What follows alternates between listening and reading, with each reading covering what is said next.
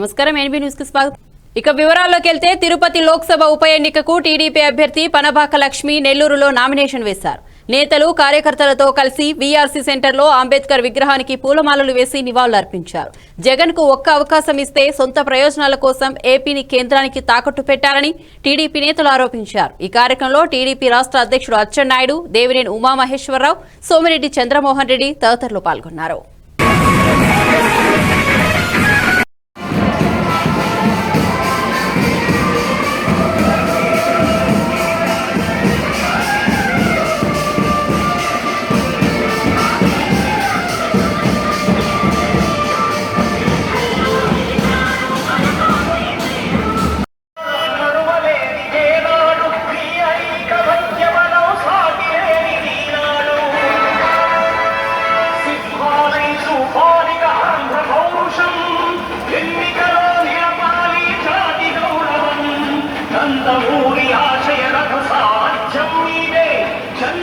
ప్రణాళిక చేశారు.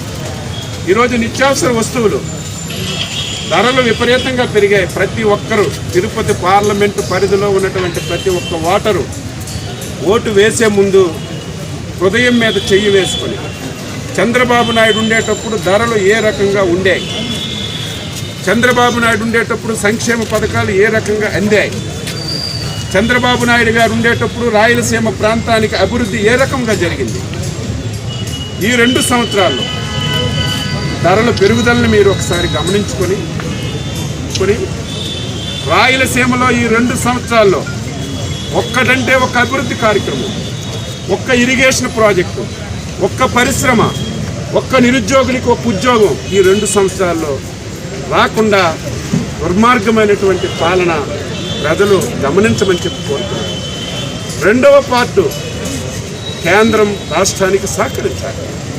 అందులో రాష్ట్రం విభజనకు గురైనటువంటి రాష్ట్రం, అనేక విధాల నష్టపోయినటువంటి రాష్ట్రం. ఈ రాష్ట్రానికి కేంద్రం 5 సంవత్సరాల్లో నిరంతరం పోరాటం చేసి దేశంలో ఏ రాష్ట్రానికి లేనటువంటి నిధులు తెచ్చి ప్రజల మనోభావాలను దృష్టిలో పెట్టుకొని, ప్రజల బాధను దృష్టిలో పెట్టుకొని పార్లమెంట్లో హామీ ఇచ్చారు, తిరుపతిలో హామీ ఇచ్చారు, రాష్ట్రానికి ప్రత్యేక హోదా ఇస్తామని. ఆ హోదా ఇవ్వండి అని చెప్పండి. ఇవ్వకపోతే రాష్ట్ర ప్రయోజనాలు. గుంటూరు జిల్లా బాపట్లలో మెడికల్ కళాశాలకు 475 కోట్లు కేటాయించారని ఆంధ్రప్రదేశ్ డిప్యూటీ స్పీకర్ కోన రఘుపతి అన్నారు.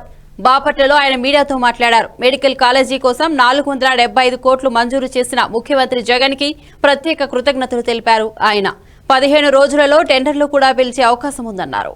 బాపట్ల నియోజకవర్గంలో మనం చూపించినటువంటి జమ్ములపాలెం రోడ్లో ఏర్పడబోయేటువంటి మెడికల్ కాలేజ్కి ఈరోజు మరి జీవో అడ్మినిస్ట్రేటివ్ శాంక్షన్ 475 కోట్లకి ఈరోజు విడుదల చేయడం జరిగింది. దీనికి పత్రికా ముఖంగా, మీడియా ముఖంగా గౌరవ ముఖ్యమంత్రి గారికి ధన్యవాదాలు తెలియజేస్తున్నాను. నిమ్మగడ్డ తరువాత రాష్ట్ర ఎన్నికల కమిషనర్ గా ప్రభుత్వం శాముల్ వైపు మొగ్గు చూపుతోందని తెలిసిందని టీడీపీ సీనియర్ నేత వర్లరామయ్య అన్నారు. గతంలో కనగరాజ్ నియామకం చంద్రబాబుకు ఇష్టం లేదని ముసలి కన్నీరు కార్చిన జగన్ ఇప్పుడేం చెబుతారని ప్రశ్నించారు. దళితుడు కనగరాజ్ను ప్రభుత్వం వాడుకుని వదిలేసినట్టేనా అని ప్రశ్నించారు. ముఖ్యమంత్రిగా వారు చెప్పేది ఒకటి, చేసేది ఒకటి. నిన్న గవర్నర్ గారికి రాష్ట్ర ఎన్నికల కమిషనర్గా ఎవరిని నియమించాలి అని కోరినప్పుడు 3 పేర్లు పంపించారు. 3 పేర్లు. ఆ 3 పేర్లు గవర్నర్ గారు పరిగణలోకి తీసుకొని అందులో ఒకరిని రాష్ట్ర ఎన్నికల కమిషనర్గా నియమించడం జరుగుతుంది. 3 పేర్లు పంపిస్తూ మేము ఆ 3 పేర్లలో ఉన్న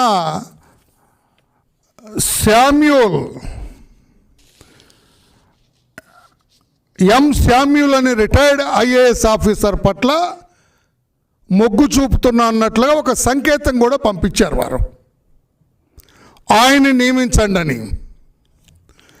జనరల్గా మనకు తెలిసేంటి, మేమందరం ఏమనుకుంటున్నాము, రాష్ట్రం అంతా ఏమనుకుంటుంది, నిమ్మగడ్డ రమేష్ కుమార్ గారు రిటైర్ అయిన తర్వాత జస్టిస్ కనకరాజ్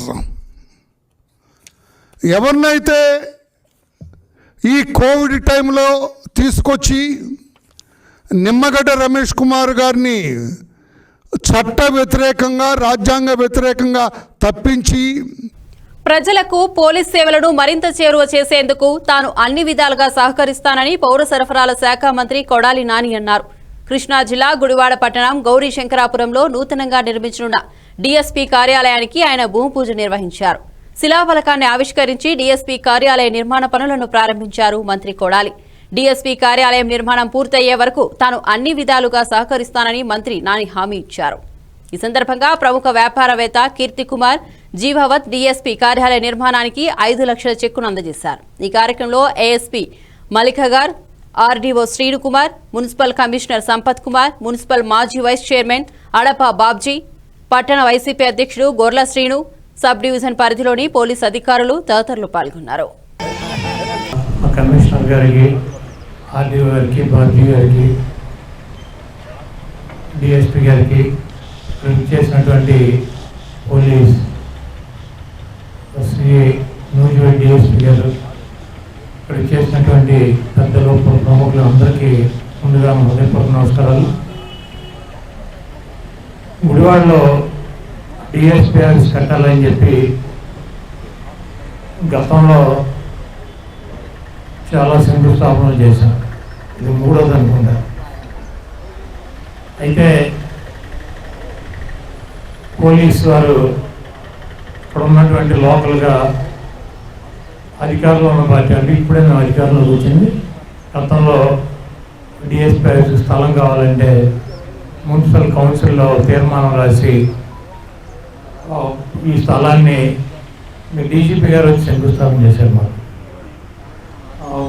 చేయటం, ఆ తర్వాత ఫండ్స్ కావాలని చెప్పి గవర్నమెంట్ దగ్గరికి వెళ్తే ఈ కౌన్సిల్ తీర్మానం మీద ఫండ్స్ రావని చెప్పి దాన్ని వెనక్కి పంపడం జరుగుతూ ఉండేది. అయితే మన డిఎస్పీ సత్యానంద్ గారు గుడివాడ వచ్చిన తర్వాత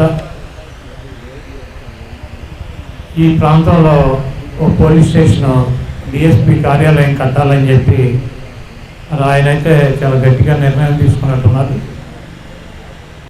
తెలంగాణ శాసనసభలో ప్రశ్నోత్తరాల సందర్భంగా వ్యవసాయ యాంత్రీకరణకు సంబంధించి సభ్యులు అడిగిన ప్రశ్నలకు వ్యవసాయ శాఖ మంత్రి నిరంజన్ రెడ్డి సమాధానమిచ్చారు. రాష్ట్రంలో ప్రతి ఏటా సాగు విస్తీర్ణం పెరుగుతోందన్నారు. వ్యవసాయం సామూహిక కార్యక్రమమని తెలిపారు. కూలీలుగా ఉండేవారు వేరే వృత్తుల్లోకి వెళ్లడం, వేరే ఉపాధి మార్గాలను ఎంచుకోవడం ద్వారా కూలీల కొరత ఏర్పడుతుందన్నారు. ఈ క్రమంలో వ్యవసాయ యాంత్రీకరణను పెద్ద ఎత్తున ప్రోత్సహిస్తున్నామని మంత్రి నిరంజన్ రెడ్డి స్పష్టం చేశారు. ఆ రకంగా మనం వ్యవసాయ పద్ధతిలో దానికోసం ప్రత్యేకంగా చూపించినాం అధ్యక్ష. మరి గతంలో ఇచ్చినటువంటి వివరాలన్నీ కూడా సభలో ఉన్నాయి. గతంలో చాలాసార్లు వివరించడం అయింది కాబట్టి నేను ఆ వివరాల్లోకి పోకుండా మనం ఈరోజు ఉండేటువంటి సాగు విస్తీర్ణం పెరుగుతున్న కొద్దీ భవిష్యత్తులో ఇంకా సాగు విస్తీర్ణం పెరుగుతుంది. ఎట్లెట్లా విస్తీర్ణం పెరుగుతుందో అట్లట్లా పనిచేసేటువంటి వాళ్ళ యొక్క ఆవశ్యకత కూడా పెరుగుతుంది. అయితే ఇక్కడ మనం గమనించాల్సింది ప్రధానంగా అధ్యక్ష, వ్యవసాయం అనేటువంటిది ఒక సామూహిక కార్యక్రమం. ఎవరికి వాళ్ళు విడిగా చేసుకునేటువంటి 1 రోజు 2 రోజుల్లో చేసేటువంటి పని కాదు. అందువల్ల ఈ సామూహిక కార్యక్రమంలో అనాదిగా వ్యవసాయదారుడితో పాటు కలిసి పనిచేసేటువంటి కూలీల యొక్క ఆవశ్యకత ఉంటూ వచ్చింది. కాలగమనంలో ఈ వృత్తిలోకి వచ్చేటువంటి వాళ్ళు వ్యవసాయం వృత్తిగా కొనసాగుతూనే ఉంది. వ్యవసాయం ఎక్కడ ఆగిపోదు భవిష్యత్తులో కూడా. కానీ ఎక్కువ మంది చేయాల్సినటువంటి పనిని తక్కువ మంది చేయాల్సినటువంటి అనివార్యత ఏర్పడుతూ ఉంది. దానికి కారణం కూలీలుగా ఉండేటువంటి వాళ్ళు కాలగమనంలో వారు వేరే వృత్తుల్లోకి పోవడం కానీ, వేరే ఉపాధులు ఎంచుకోవడం కానీ, దాంతో సెకండ్ జనరేషన్, ఇప్పుడు వచ్చేటువంటి సెకండ్ జనరేషన్ వాళ్ళు ప్రత్యేకంగా మహిళలు ఈ వ్యవసాయ పనుల్లోకి రావడం అనేటువంటిది కాలక్రమంలో తగ్గుతూ వస్తుంది అధ్యక్ష. ఇదే విషయాన్ని పలుమార్లు గౌరవ ముఖ్యమంత్రి గారు వివరించడం జరిగింది. కొత్త తరం ఆడపిల్లలు వాళ్ళ చదువు పెరిగింది, అందరూ పాఠశాల కళాశాలకు పోతున్నారు. ఆడపిల్లలు చదవాలని మనమే చెప్తున్నాం. కాబట్టి ఈ చదువును ప్రోత్సహించేదంతా జరుగుతున్న కాలంలో ఇంకో 4 ఏళ్ల తర్వాత బురదలో దిగి నాటు వేసేటువంటి ఆడపిల్ల కనిపించదు రాష్ట్రంలో. మరి ఆ స్థితిలో వ్యవసాయం ఆగకుండా జరగాలంటే ప్రత్యామ్నాయము వ్యవసాయ యాంత్రీకరణే అనేటువంటి నిర్ధారణతోనే ఆ పక్క అవగాహనతోనే మనం ముందుకు పోతున్నాం అధ్యక్ష. అదేవిధంగా ఈ యాంత్రీకరణ వల్ల ఉండేటువంటి ఒక గొప్ప సదుపాయం ఉపయోగం ఏంటంటే పనులన్నీ వ్యవసాయ పనులన్నీ సకాలంలో మనం పూర్తి చేసుకోగలం అధ్యక్ష. ఈ రోజు పడవలసినటువంటి నాటు రావాల్సినటువంటి ఒక 20 మంది రాకపోతే నాటు సమయానికి వేయకపోతే వారం రోజులు ఆలస్యం అయితే పంట దిగుబడి మీద దాని ప్రభావం ఉంటుంది. అదే యాంత్రీకరణ ద్వారా జరగాల్సినటువంటి పని ఏ నిమిషానికి ఏ గంటకి ఏ పని. హైదరాబాద్ నగరంలో 225 బస్తీ దవాఖానాలు అందుబాటులో ఉన్నాయని తెలిపారు వైద్య ఆరోగ్య శాఖ మంత్రి ఈటెల రాజేందర్. తెలంగాణ శాసనసభలో ప్రశ్నోత్తరాల సందర్భంగా బస్తీ దవాఖానాల ఏర్పాట్లపై సభ్యులు అడిగిన ప్రశ్నలకు ఆయన సమాధానమిచ్చారు. తెలంగాణలోని ఇతర పెద్ద నగరాలకు బస్తీ దవాఖానాలను విస్తరించే ప్రతిపాదన పరిశీలనలో ఉందన్నారు. ఈ దవాఖానాలు హైదరాబాద్లో సక్సెస్ కావడంతో వీటిని మిగతా జిల్లాలకు విస్తరించాలనే ఆలోచనలో ఉన్నామని మంత్రి ఈటెల రాజేందర్ వెల్లడించారు. 40% పాపులేషన్ అర్బన్ ఏరియా అని చెప్పుకుంటున్నాము. రోజు రోజుకి అర్బన్ పాపులేషన్ చాలా పెరుగుతూ ఉందని చెప్పుకుంటున్నాము. దాని మీద గౌరవ ముఖ్యమంత్రి గారు అనేక సార్లు చర్చోపచర్చలు పెట్టి వారు ఒక టీముని ఫామ్ చేసి దేశంలో ఎక్కడెక్కడ ఏ పట్టణాల్లో గొప్ప సేవలు అంతా ఉన్నాయి అని చెప్పి వారొక టీం వేస్తే ఢిల్లీలో మొహల్లా క్లినిక్స్ అని చెప్పి బాగా పనిచేస్తున్నాయి, ప్రజల ప్రేమను పొందగలిగినాయి, ప్రజలకు ఒక విశ్వాసం కలిగించగలిగిందని చెప్పి వారు దాన్ని ఆదర్శంగా తీసుకొని ఈ బస్తీ దవాఖానాలకు మనం శ్రీకారం చుట్టాం అధ్యక్ష. గౌరవ ముఖ్యమంత్రి గారు మొట్టమొదటిగా హైదరాబాద్లో దీన్ని పూర్తి స్థాయిలో ఇంప్లిమెంటేషన్ చేసిన తర్వాత ఆ రిజల్ట్స్ చూసిన తర్వాత గ్రాడ్యువల్గా విస్తరించండి, ఒకేసారి అన్ని పెట్టుకోవడం కాకుండా అవి రిజల్ట్స్ చూసిన తర్వాత మనం ఇతర పట్టణాలు కూడా విస్తరిస్తామని చెప్పి వారు చెప్పిన అధ్యక్ష. వారు అప్పుడే 350 బస్తీ దవాఖానాలని శాంక్షన్ చేయడం జరిగింది అధ్యక్ష. దాంట్లో ఇప్పటికే విడతల వారీగా హైదరాబాద్లో ప్రతి 10,000 జనాభాకి దాదాపు అర్బన్ పిఎస్సీలు ఏవైతే ఉన్నాయో అధ్యక్ష, అందుబాటులో లేనటువంటి ప్రాంతాలలో దాదాపు అర్బన్ పిఎస్సీలకి 3 కిలోమీటర్లు బయట ఈ 10,000 జనాభాకి ఒక బస్తీ దవాఖానా ఏర్పాటు చేయడం అధ్యక్ష. ఇక్కడ ఒక డాక్టర్ ఉంటాడు, ఒక స్టాఫ్ నర్స్ ఉంటుంది, తర్వాత ఒకరు అటెండర్ టైపు ఉంటారు అధ్యక్ష. 3 వ్యక్తులు పనిచేస్తారు. ఉదయం 9 గంటల నుంచి మొదలుపెట్టి సాయంత్రం 4 గంటల వరకు ఈ బస్తీ దవాఖానాలు పనిచేస్తాయి అధ్యక్ష. ఆల్మోస్ట్ పిఎస్సీలు గ్రామీణ ప్రాంతాలు ఎట్లా పనిచేస్తాయో, అర్బన్ పిఎస్సీలు ఎట్లా పనిచేస్తాయో బస్తీ దవాఖానాలు కూడా అదే పద్ధతిలో పనిచేస్తాయి అధ్యక్ష. వాళ్ళకి కావాల్సిన మందుల కోసం నెలకు ఒక 20,000 రూపాయలు చొప్పున సమకూర్చి పెట్టడం, అదేవిధంగా 10,000 రూపాయలు ఇతర ఖర్చుల కోసం కూడా సమకూర్చి పెట్టడం. అదేవిధంగా ఒక గొప్ప అదేంటంటే అధ్యక్ష, అన్ని ఈ బస్తీ దవాఖానాలకి తెలంగాణ డయాగ్నోస్టిక్ సెంటర్స్తో అనుసంధానం చేసుకొని అన్ని రకాల దాదాపు 52 రకాల పరీక్షలని అప్పటికప్పుడు మనం ఇక్కడ వైఎంసీ దగ్గర మనం ఒకటి.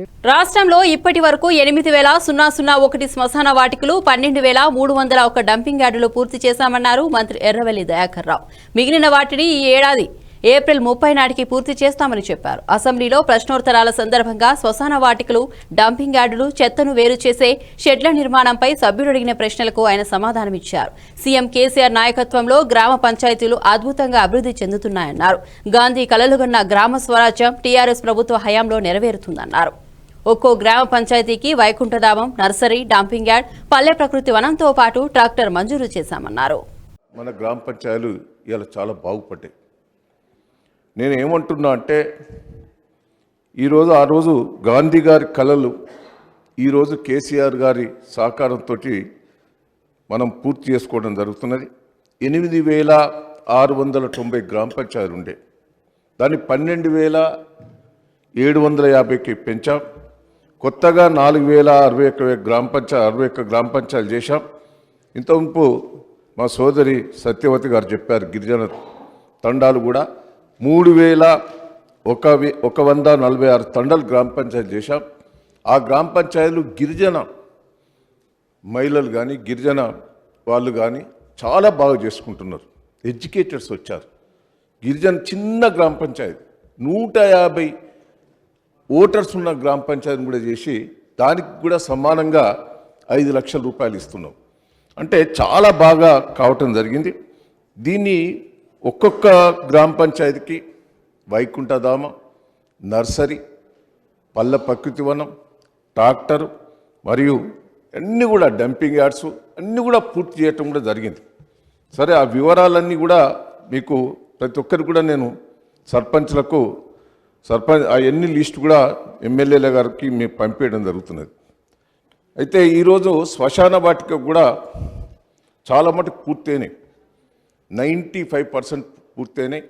నేను ఎమ్మెల్యేలందరినీ రిక్వెస్ట్ చేస్తున్నాను, మీరు రివ్యూ చేయాలి. మీరు రివ్యూ చేసి దాన్ని వాడకానికి కూడా తీసుకురావాలి. దాని చిన్నవి ఉన్నాయి. వాటర్ సమస్య మేము ఆల్రెడీ మిషన్ భగీరథ ద్వారా కనెక్షన్ ఇస్తున్నాం.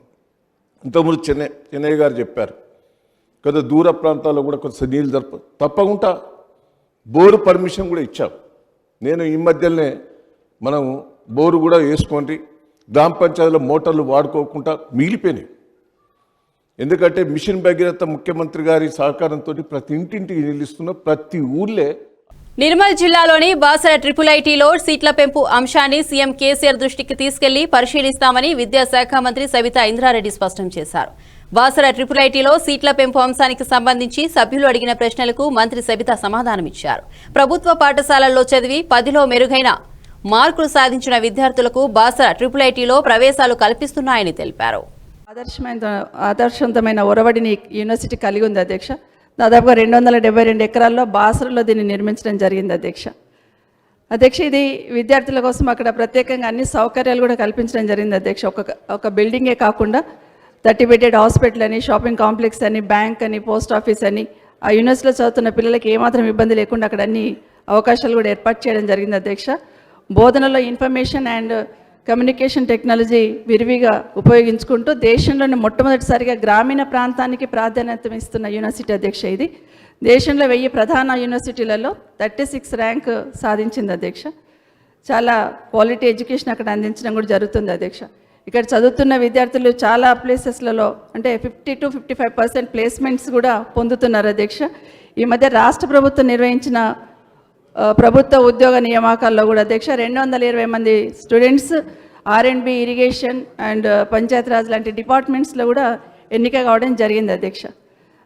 మొదటి 2 సంవత్సరాలు యూనివర్సిటీ ఏర్పాటు చేసిన తర్వాత 2 సంవత్సరాలు 2000 సీట్లని కొనసాగించడం జరిగింది అధ్యక్ష. కానీ మౌలిక సదుపాయాలు లేని వల్ల 2010లో వాటిని 1000 వరకు తగ్గించారు అధ్యక్ష.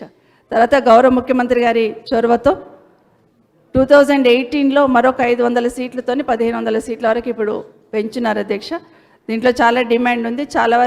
చాలామంది స్టూడెంట్స్ కూడా అడుగుతా ఉన్నారు. గౌరవ శాసనసభ్యులు ప్రస్తావించిన అంశం వాస్తవం అధ్యక్ష. తప్పకుండా ఈ అంశాన్ని గౌరవ ముఖ్యమంత్రి గారు కేసీఆర్ గారి దృష్టికి తీసుకెళ్ళి, ఎందుకంటే అక్కడ ఉన్న మౌలిక సదుపాయాలు కూడా అంచనా వేసుకోవాలి అధ్యక్ష. దాన్ని దృష్టిలో పెట్టుకొని తప్పకుండా ముఖ్యమంత్రి గారు. ప్రస్తుతం రాష్ట్రంలో పామాయిల్ సాగు విస్తీర్ణం 48,806 ఎకరాలు ఉందన్నారు వ్యవసాయ శాఖ మంత్రి నిరంజన్ రెడ్డి. అసెంబ్లీ ప్రశ్నోత్తరాల సందర్భంగా పామాయిల్ సాగుపై సభ్యులు అడిగిన ప్రశ్నలకు ఆయన సమాధానమిచ్చారు. రాష్ట్రంలోని 25 జిల్లాల్లో 8 లక్షల ఎకరాల్లో పామాయిల్ సాగుకు చర్యలు తీసుకుంటున్నామని తెలిపారు. ఇప్పటికే పామాయిల్ సాగుపై రైతులకు, ప్రజాప్రతినిధులకు అవగాహన కల్పించడం జరిగిందన్నారు. పామాయిల్ సాగును ప్రోత్సహించేందుకు ప్రభుత్వం సిద్ధంగా ఉందన్నారు. ప్రస్తుతం 21 మిలియన్ టన్నుల వంట నూనెలు సగటున మనం సంవత్సరానికి వాడుతున్నాం. అందులో మనం ఒక్క పామాయిల్ అనేటువంటి దాన్ని 10 మిలియన్ టన్నులు విదేశాల నుంచి దిగుమతి చేసుకుంటున్నాం. దానికి భారత ప్రభుత్వం చెల్లిస్తున్నటువంటిది సుమారు 90,000 కోట్ల రూపాయలను చెల్లిస్తున్నాం అధ్యక్ష, విదేశీ మార్గద్రవ్యంలో. అందుకోసమే ఇది మన దేశంలో కూడా విస్తారంగా సాగు చేయడం మూలంగానే ఈ సమస్య నుంచి బయటపడతామని చెప్పి, స్వయం సమృద్ధి సాధిస్తాం వంట నూనెలు అని చెప్పి కేంద్ర ప్రభుత్వం కూడా ఇటీవల గంభీరంగా నిర్ణయాన్ని తీసుకున్నది. దాని ధర్మిలానే మన రాష్ట్రంలో ఈ సాగును ప్రోత్సహించడానికి 8,14,300 పైచిల్క ఎకరాల్లో ఇది చేయడానికి ప్రభుత్వం ప్రాజెక్టును ఆమోదించి ముందుకు పోతున్నాం అధ్యక్ష. మన మొత్తం దేశ అవసరాలు తీరాలంటే 70 లక్షల ఎకరాలలో భవిష్యత్తులో భారతదేశంలో ఆయిల్ పామ్ సాగు జరగాలి అధ్యక్ష. శాశ్వతంగా భారతదేశానికి వంట నూనెల సమస్య నుంచి విముక్తి కావాలంటే ఇది ఆయిల్ పామే కాక మనకు నువ్వులు కావచ్చు, ఆవాలు కావచ్చు, సోయాబీన్ కావచ్చు, వేరుశెనగ కావచ్చు, కుసుమలు కావచ్చు, వీటి నుంచి కూడా వంట నూనెలు ఉన్నాయి, అనాదిగా ఉన్నాయి. ఇవన్నీ కూడా శ్రేష్టమైనవి, శ్రేయస్కరమైనవి. వాటిని వాడాలనేటువంటి ఉద్దేశం ఉంది. అందుకే ఆ పంటల్ని కూడా మనం ప్రోత్సహిస్తున్నాం. తెలంగాణలో ఇదివరకే నువ్వులు కానీ ఆవాలు కానీ సాగు పోయినేడికి 7 పెరుగుతూ ఉంది. వచ్చే సంవత్సరం ఇంకా పెంచేటువంటి ఉద్దేశంతో ఉన్నాం అధ్యక్ష. కాబట్టి దీనికి ఉండేటువంటి ప్రాధాన్యత చాలా చాలా గంభీరమైంది, ముఖ్యమైంది. దీన్ని దృష్టిలో పెట్టుకొని మనం ఇవాళ 25 జిల్లాలో గౌరవ ముఖ్యమంత్రి గారి ఆదేశాల మేరకు తెలంగాణలో 25 జిల్లాలు ఇప్పటికీ నీటి వనరులు అభివృద్ధి అయ్యి అక్కడ ఉండేటువంటి తేమ శాతం కానీ వాతావరణ పరిస్థితులు కానీ అనుకూలించేటువంటివి కేంద్ర అధ్యయన సంస్థ ప్రత్యేకమైనటువంటి సాంకేతిక కమిటీ వాళ్ళు మన ప్రాంతాన్ని పర్యటించి నిర్ధారించినటువంటి 25 జిల్లాల ప్రాంతాలను ఆయిల్ పామ్ సాగుకు ఎంపిక చేసి ఆయా ప్రాంతాల్లో ముందుకొచ్చినటువంటి సంస్థలకు వాళ్ళకు రీజనల్ జోన్స్ అలాట్మెంట్ ఇచ్చేసి ముందుకు పోతున్నాం అధ్యక్ష. అయితే ఇందులో గౌరవ సభ్యులు శ్రీ బాలరాజు గారు, అదేవిధంగా శ్రీ వెంకట వీరయ్య గారు, మరొకరు ఎవరు మాట్లాడింది? ఇద్దరే కదా. సో వీళ్ళు లేవనెత్తినటువంటి అంశాలు కూడా చాలా ప్రాధాన్యతతో కూడుకున్నాయి. ఎడ్యుకేటివ్ క్వశ్చన్స్ అడిగినారు అధ్యక్ష. ఒకటి, ఆదాయం ఏమొస్తుంది దీని నుంచి, అటు ప్రభుత్వానికి కానీ ఇటు రైతులకు కానీ అడిగినారు. ప్రశ్నలకు పరిమితమే నేను జవాబు చెప్తాను అధ్యక్ష, సుదీర్ఘంగా చెప్పకుండా. రాష్ట్ర ప్రభుత్వానికి వచ్చేటువంటి ఆదాయం వచ్చేసి జీఎస్టీ రూపంలో ఈ 8 లక్షల ఎకరాలు మనం సాగు చేసినటువంటి ధర్మిల సంవత్సరానికి 500 కోట్లు. అనంతపురం జిల్లా తాడిపత్రి మున్సిపల్ చైర్మన్ జేసీ ప్రభాకర్ రెడ్డి ప్రభుత్వ ఆసుపత్రిలో సమీక్ష నిర్వహించారు.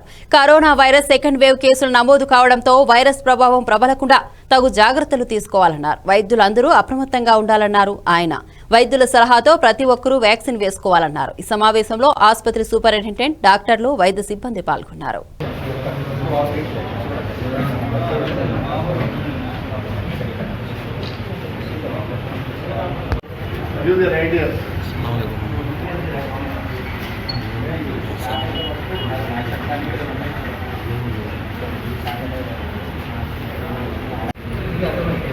ఎట్లంటే ఏదో ఉంటుంది చూడు, శవం మీద కాలాలు పెట్టు ఎవరి నేను ఏదో చేసిన అనుకో నానా విధంగా I don't want Indus I want good with everybody. I want only help to my public. Under 2-3 months, I will not take up your hospital. Water also is not working. Give me some time. Already I have taken the water. There are 21 motors being spoiled. I got them repaired now. In 5 days. కేంద్ర budget కేటాయింపుల్లో Andhra Pradesh miss అయిందని YSRCP parliamentary party నేత విజయసాయిరెడ్డి అన్నారు. రాజ్యసభలో ద్రవ్య వినిమయ బిల్లుపై జరిగిన చర్చలో ఆయన మాట్లాడారు. ఏపీ పునర్వ్యవస్థీకరణ చట్టం ఆమోదం పొంది 7 ఏళ్లైనా విశాఖ కేంద్రంగా రైల్వే జోన్ సాకారం కాలేదన్నారు. వాల్తేరు డివిజన్ను కలుపుతూ రైల్వే జోన్ను వెంటనే ఏర్పాటు చేయాలని ఆయన కోరారు. పోలవరం ప్రాజెక్టు సవరించిన అంచనా వ్యయాలను కేంద్ర జలసంఘం 55,656 కోట్లుగా సిఫారసు చేసిందన్నారు. Ministry of Railways, I request the Honorable Minister for Railways, who is not present in the House, and I remind him that AP Reorganization Act has been passed 7 years back, and still the railway zone with Vizag as headquarters is yet to be constituted. So the BJP government has taken almost 7 years and no action has been initiated. I request the Honorable Railway Minister to immediately act on that. While retaining the Valteri division, the Visakhapatnam railway zone may be created instantaneously so that what has been stipulated in the act can be fulfilled. Sir, coming to the revised cost of Polavaram project, Central Water Commission has recommended 55,656 crores as revised cost estimate of Polavaram project. However, the government, the central government for the past 1 year is yet to act on that, and then it has not cleared. So I request the Honorable Minister, Anurag ji is here present, and I expect Anurag ji to respond to this. And thirdly, sir, the Visakhapatnam. In fact, Andhra Pradesh is one of the biggest state. It is not even though it is bifurcated. Central Administrative Tribunal, which is very important, is yet to be constituted. And the Andhra Pradesh requires textile parks, which have been promised. Andhra Pradesh needs central government assistance to build mega textile parks in Anantapur and Nellore district under Mitra scheme. So this promise has to be fulfilled, and I గిరిజన ఉప ప్రణాళిక గిరిజన తండాలు గ్రామ పంచాయతీల నిర్వహణకు నేరుగా 5% నిధులు ఇస్తున్నారా అంటూ బీజేపీ సభ్యులు రఘునందన్ రావు ప్రశ్నించారు. దీనికి మంత్రి సత్యవతి రాథోడ్ సమాధానం చెప్పారు. ఈ ఏడాది బడ్జెట్లో గిరిజన జనాభా కంటే కూడా ఎక్కువ నిధులు కేటాయించారని చెప్పారు. కేంద్రం ఇచ్చే నిధులకు మ్యాచింగ్ గ్రాంట్ ఇస్తున్నామని, గిరిజన గ్రామాల్లో పల్లె ప్రగతిలో నర్సరీలు, డంపింగ్ యార్డులు, వైకుంఠధామాలు ఏర్పాటు చేసుకుంటూ గిరిజనుల ఆత్మగౌరవం పెరిగేలా బ్రహ్మాండంగా అభివృద్ధి జరుగుతున్నాయన్నారు. భూముల్ని గిరిజనేతరుల కబ్జాలో ఉన్నట్టు ఆ గిరిగిలాని కమిటీ నివేదిక ఇచ్చినట్టు సమాచార హక్కు చట్టం ద్వారా మా దగ్గర నివేదిక ఉంది అధ్యక్ష. నేను తమరి ద్వారా సంబంధిత మంత్రి గారికి చేసేటువంటి విజ్ఞప్తి, ఆ గిరిగిలాని గారి కమిటీ నివేదికను హౌస్ టేబుల్ ముందు ఉంచి సభ్యులకు దానికి సంబంధించినటువంటి సమాచారాన్ని తెలియజేయాల్సిందిగా సవినయంగా విజ్ఞప్తి చేస్తా ఉన్నాను అధ్యక్ష. ధన్యవాదాలు. మినిస్టర్ గారు. అధ్యక్ష, గౌరవ సభ్యులు రఘునందన్ రావు గారు అడిగిన ప్రశ్నకు అధ్యక్ష, ఎస్డిఎఫ్ గురించి వివరాలు చెప్పాము. ఎస్డిఎఫ్ అధ్యక్ష 2014 నుంచి 16 వరకు గిరిజన ఉప ప్రణాళికగా ఉండింది అధ్యక్ష. ఆ రోజు కూడా గిరిజనులకు సరి అయిన న్యాయం జరగట్లేదనే ఉద్దేశంతో గౌరవ ముఖ్యమంత్రి కేసీఆర్ గారు దీన్ని ఎస్డిఎఫ్గా ఉప ప్రణాళికను మార్చిన తర్వాత జనాభా ఏదైతే గిరిజన జనాభా శాతానికి తగ్గకుండా నిధులు ఇస్తూ ఉన్న విషయాన్ని సందర్భంగా తెలియజేస్తూ, ఈ సంవత్సరం నిన్ననే ప్రకటించినట్టు ఈ సంవత్సరం ఇచ్చింది కూడా వారికి ఇది అదనం అధ్యక్ష. అలాగే వారు ఇప్పుడు ఒక అనుబంధ ప్రశ్న వేశారు అధ్యక్ష. ఇది అనుబంధ ప్రశ్న ఇందులో రాలేదు కాబట్టి దానికి తగిన సమాధానం తప్పకుండా మేము రాతపూర్వకంగా తెలియజేస్తామని చెప్పి ఈ సందర్భంగా తెలియజేస్తూ, అధ్యక్ష మనందరికి తెలుసు గౌరవ ముఖ్యమంత్రి గారు ఈ రాష్ట్రంలోనే గిరిజనుల జీవిత కాల మరి ఆశ ఆకాంక్ష తండాలు గ్రామ పంచాయతీలు కావాలని, ఆ రోజు 9,000 పైచీలకు ఉన్న గ్రామ పంచాయతీలను 12,000కు, అందులో ఎక్కువగా 500 జనాభాకు తగ్గకుండా చేస్తామన్నారు. కానీ తగ్గి ఉన్నా కూడా ఎక్కడో ఆదివాసీ గూడాలు చెంచు పెంటలు ఎక్కడెక్కడో ఉంటే 200-250 మంది ఉన్నా కూడా వాటిని గ్రామ పంచాయతీలుగా చేసిన విషయాన్ని ఈ సందర్భంగా గుర్తు చేస్తూ, ఈరోజు కేంద్ర ప్రభుత్వం ఏదైతే తెలంగాణ అసెంబ్లీ సమావేశాలు కొనసాగుతున్న నేపథ్యంలో సమస్యల పరిష్కారం కోరుతూ బీజేపీ, కాంగ్రెస్ పార్టీల నేతలు, కార్యకర్తలతో పాటు పలు సంఘాలు అసెంబ్లీ ముట్టడి ఉద్రిక్తతకి దారితీసింది. ప్రజలు ఎదుర్కొంటున్న సమస్యలు పరిష్కరించాలని ఆయా పార్టీల నేతలు డిమాండ్ చేశారు. మరోవైపు టీఆర్ఎస్ ప్రభుత్వం ఇచ్చిన హామీలను అమలు చేయాలంటూ కాంగ్రెస్ నేత పొన్నం ప్రభాకర్తో పాటు కాంగ్రెస్ కార్యకర్తలు అసెంబ్లీ ముట్టడికి ప్రయత్నించగా వారిని కూడా పోలీసులు అడ్డుకున్నారు.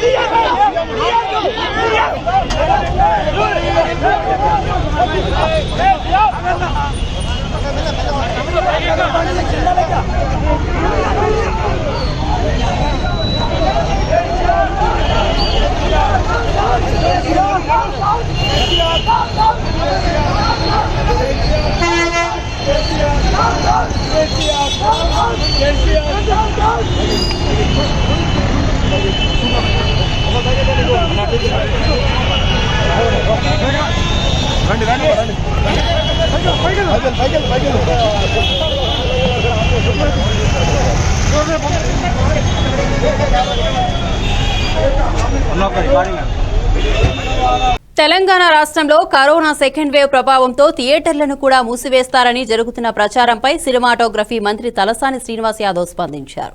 సినిమా థియేటర్ల మూసివేత ఉండదని, యథావిధిగా నడుస్తాయని మంత్రి స్పష్టం చేశారు. అలాగే థియేటర్లలో సీట్ల ఆక్యుపెన్సీ విషయంలో కూడా ఎలాంటి నిర్ణయం తీసుకోలేదని చెప్పారు. ఇప్పుడున్న కోవిడ్ నిబంధనల ప్రకారమే థియేటర్లు నడుస్తాయని తెలిపారు. సినిమా థియేటర్లను మళ్లీ మూసివేస్తే సినీ పరిశ్రమ భారీ నష్టాల్లోకి వెళ్తుందని మంత్రి చెప్పారు. తెలుగు చలనచిత్ర పరిశ్రమ మరి ఇప్పటికే కరోనా వైరస్ మూలాన ఎంతో పెద్ద ఎత్తున నష్టం జరిగింది. మరి ఇండస్ట్రీలో ఉన్నటువంటి టెక్నీషియన్స్తో పాటు మరి క్లాస్ 4th కానివ్వండి, 24 క్రాఫ్ట్స్ కానివ్వండి, కొన్ని వేలాది మంది మరి రోడ్డున పడ్డటువంటి పరిస్థితులు ఉన్నాయి. ప్రభుత్వం కొంత అన్ని విధాలుగా ఆదుకున్నప్పటికీ మరి కొన్ని లక్షలాది మంది జీవితాలు దీని మీద ఆధారపడి ఉన్నాయి కాబట్టి కొన్ని రూమర్స్ స్ప్రెడ్ అవుతున్నాయి. మళ్ళా థియేటర్స్ బంద్ చేస్తారని. థియేటర్స్ ఎక్కడ బంద్ చేయరు, గవర్నమెంట్ ఏ నిర్ణయం తీసుకోలేదు. కాబట్టి కోవిడ్ నిబంధనల మేరకు ఎట్లయితే ఇప్పుడు థియేటర్స్ నడుస్తున్నాయో అది యథావిధిగా థియేటర్లు కొనసాగుతాయి. దయచేసి రూమర్స్ని ఎవరు పట్టించుకోవద్దని చెప్పి నేను ఈ సందర్భంగా తెలియజేస్తా ఉన్నాను. ఈరోజు సినిమా ఇండస్ట్రీకి సంబంధించినటువంటి మరి అందరినీ వారి యొక్క ప్రయోజనాలు, వారికి ఉన్నటువంటి ఇబ్బందులను అన్ని దృష్టిలో ఉంచుకొని మరి నిర్ణయం తీసుకోవడం జరిగింది. కాబట్టి ఎవరు కూడా ఆందోళన చెందవలసినటువంటి అవసరం లేదు. మీరు యథావిధిగా ఆల్రెడీ గవర్నమెంట్ ఇచ్చినటువంటి గైడ్ లైన్స్, కోవిడ్ నిబంధనలు ఉన్నాయి. దాని ప్రకారం మరి యథావిధిగా థియేటర్స్ రన్ అవుతాయి. ఇది ఈ రూమర్స్ దయచేసి ఎవరు పరిగణలోకి తీసుకోవద్దని చెప్పి తెలియజేస్తాం. పశ్చిమ బెంగాల్లో తృణమూల్ కాంగ్రెస్ పార్టీ పాలన ముగిసిందని ప్రధాని నరేంద్ర మోదీ వ్యాఖ్యానించారు. కాంటైన్లో అసెంబ్లీ ఎన్నికల ప్రచారంలో పాల్గొన్న ప్రధాని సభకు హాజరైన ఓటర్లను ఉద్దేశించి ప్రసంగించారు. బెంగాల్లో టీఎంపీ ఆట ముగిసినట్లేనని, ఇక రాష్ట్రంలో అభివృద్ధి ఆరంభమవుతుందని ఆయన చెప్పారు. తృణమూల్ కాంగ్రెస్ ఓడిపోయి బీజేపీ అధికారంలోకి వస్తుందని, బీజేపీ హయాంలో రాష్ట్రం ప్రగతి పథంలో పయనిస్తుందనే ఉద్దేశంతో ప్రధాని మోదీ వ్యాఖ్యలు చేశారు. పశ్చిమ బెంగాల్ను అభివృద్ధి పథంలో నడిపించాలనే లక్ష్యానికి బీజేపీ కట్టుబడి ఉందని ప్రధాని హామీ ఇచ్చారు.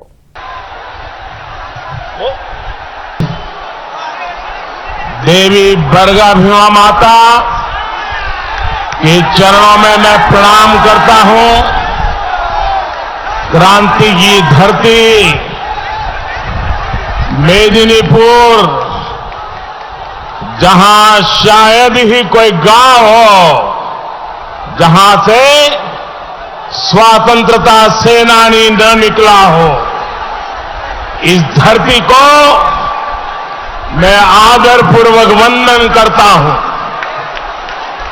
संथाल आंदोलन हो, चुवाड़ आंदोलन हो,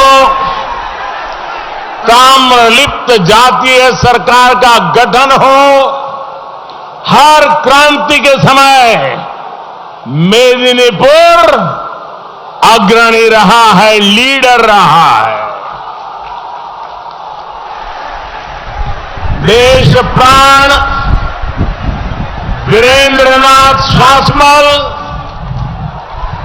मां मातंगिनी हाजरा,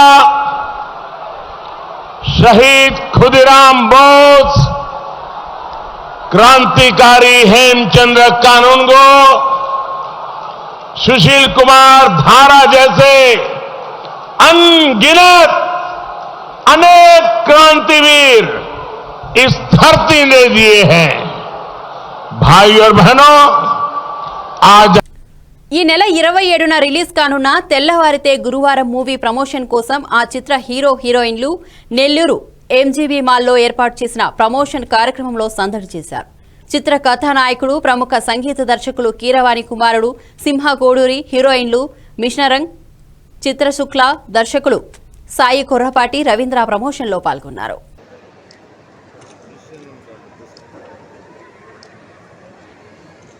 చాలా ఆనందంగా ఉంది. విజయవాడ నుంచి వైజాగ్ వరకు తెల్లవారితే గురువారం ప్రమోషన్స్కి మొత్తం ఆంధ్రప్రదేశ్ అంతా తిరగడం, మా సినిమాని మీ వరకు తీసుకురావడం చాలా చాలా ఆనందంగా ఉంది. ఈరోజు టీం అంతా కలిసి ఇక్కడ నెల్లూరు జీబీ మాల్లో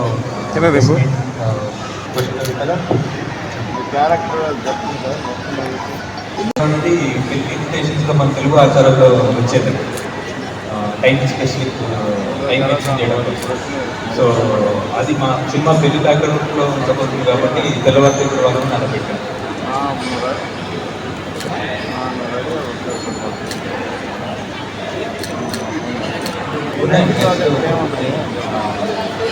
promotions for the Tellavarite Guruvaram, which is going to come on 27th March, that is Saturday. And thank you so much for being here, and we are here for your support. We want your love, and we are expecting so much of love from your side. We have made a beautiful film, and we want that you must go and watch our film. ఇవి bulletin updates. చూస్తూనే ఉండండి NB news.